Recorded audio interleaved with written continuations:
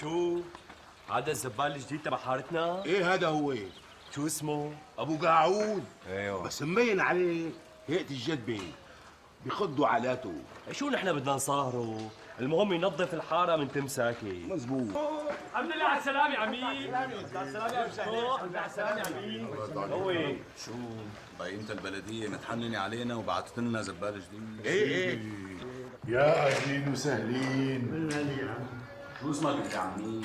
محسوبة أبقى عود. اهلين بقاعود. منين حضرتك؟ محسوبة نعيم نعيبة والسبات نعام والله. سيدي على راسي. سيدي وسيدك الله. الداعي ابو حاتم، وهون سيدنا وشيخنا الشيخ عبد العلي، والشباب الحلو العقيد معتز. على راسي عقيد، على راسي عمي أبو حاتم، على راسي يا شيخ. الله يرضى عليك يا ابني، استغفر الله العظيم.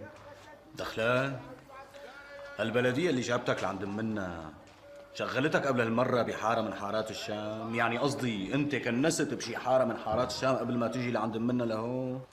والله يا عقيد مع اني تازة عيني بالبلدية خلنج.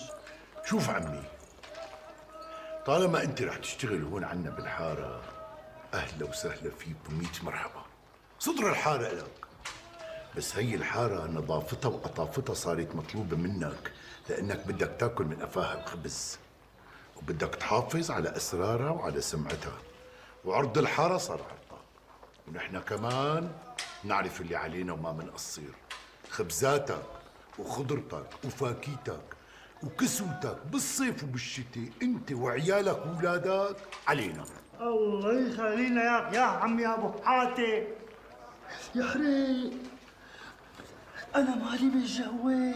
يلا ان شاء الله بنفرح فيك على ريب يا ابو يعقوب. من يطلع فيني يا حجي. روح شو شغلك روح. يلا السلام عليكم. السلام عليكم حجي. شلون لقيتوا لهالشبك؟ درويش على بابا الله، والله مثل السكرة.